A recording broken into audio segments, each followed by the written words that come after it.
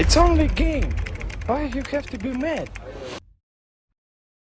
What's up guys, and welcome to FPL Today, and welcome to the third series you can see every week on the channel, the Captaincy Call. On this series we will try and decide who the best captaincy pick is for the up and coming game week, this one being Game Week 2, and also track the captaincy calls and see if any player is just regularly hitting those double digit hauls that we are so eager to catch. So we start off with how Game Week 1 went, and unfortunately I didn't make this video for Game Week 1 because I managed to get that call right with getting Mohamed Salah in with the captaincy armband against Leeds. However, I'm also in a way pleased because I don't want to get people's hopes up too high with this series, because I will get it wrong every now and again, probably most of the time. Salah managed an impressive hat-trick with, yes, 2 penalties. However, he looked incredibly sharp and hungry to me in this game, so definitely promising signs from Mohamed Salah. Another player that got 2 penalties was Jamie Vardy. However, his performance was the opposite of promising, because in open play he really didn't do much of anything at all. We'll be hoping to see more in open play from Jamie Vardy moving forward. And Aubameyang, possibly the most popular pick for Game Week 1, did get a return and looked promising in the Arsenal side that looked good against newly promoted Fulham. On the screen right now you can see the tracker table, and of course as time goes on this will be a bit more effective as a tool to use in the up and coming game weeks, and it's got Salah, Vardy and Aubameyang on it, who have had cracking starts to their season, but also the likes of Timo Werner, who won an assist through winning a penalty.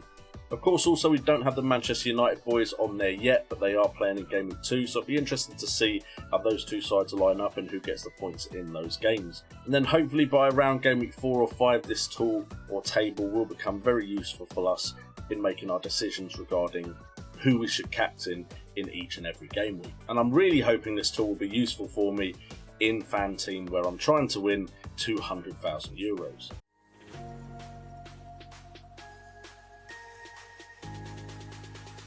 Put your FPL skills to the test and turn €25 into a €200,000 payday. With 1 million in leaderboard prizes, there's plenty of money up for grabs. Pick your squad of 15 players with a 100 million budget, and pick the players that will earn you a cool part of that €1 million prize pool. And if you like daily and weekly fantasy games too, there's even more money to be won.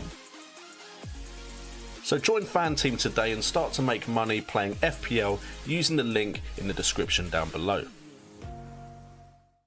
So now for Game Week 2, and the standout option for me personally is Pierre-Emerick Aubameyang. Arsenal getting better and better under Arteta, and there's an air of discontent surrounding West Ham. We've already had Mark Noble tweeting out his disappointment in the transfer of Diangana to West Brom.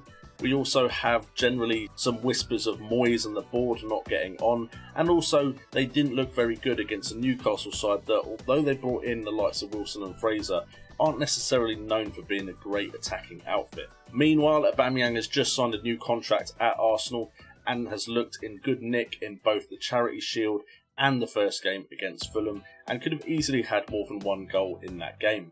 He's now at home against a West Ham side that shipped in 2 against Newcastle, so there's big hopes for me of Aubameyang getting something in this one.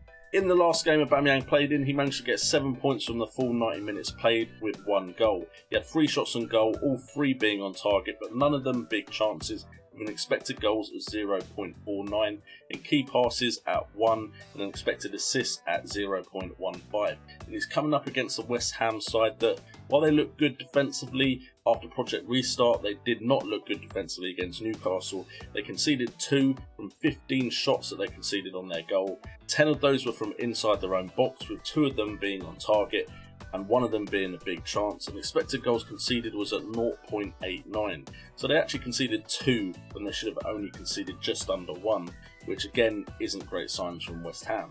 Moving on, we can't overlook the Manchester United boys as they return with a fixture against Crystal Palace. Whilst there are rumours of injury and fitness concerns in the United camp, the likes of Martial and Bruno Fernandes could reward owners in this game. Of course, we don't have a last fixture to go on for these two, but we have gone and looked at their last 4 home games in Project Restart, and we can see that Fernandes got 24 points, but that is in comparison to Martial's 53, with around the same minutes played. Martial got 5 goals and 4 assists, 2, Bruno Fernandes 1 and 3, and just generally he looks a bit more like an attacking threat, but of course Those points came when he was classified as a midfielder.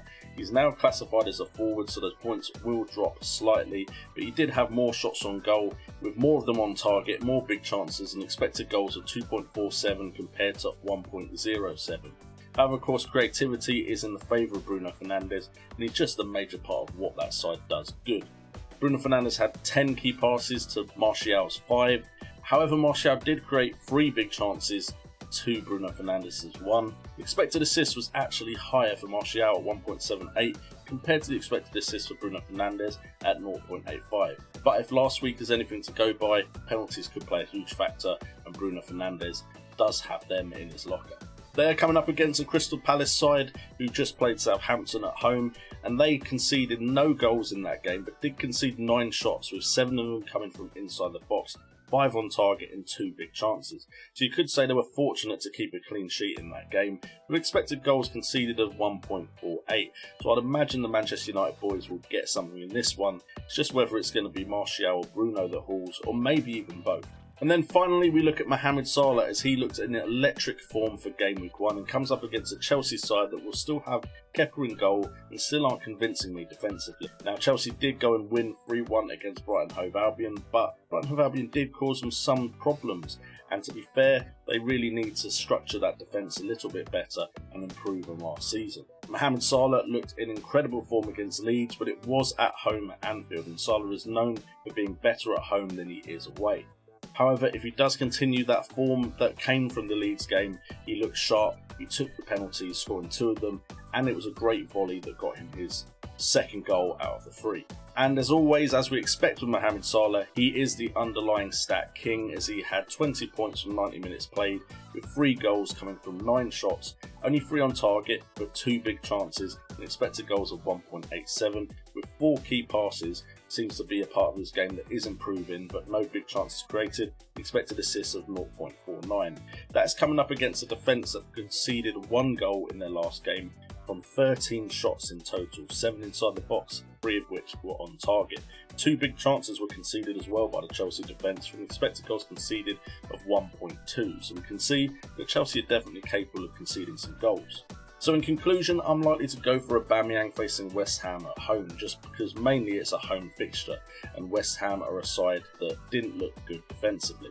If Newcastle can break down West Ham like they did and control the game, I'd hope Arsenal can do the same under Arteta. Whilst both Palace and Chelsea may have had worse underlying stats, both actually conceded less. And with Aubameyang signing his new contract, I believe Aubameyang is the right way to go.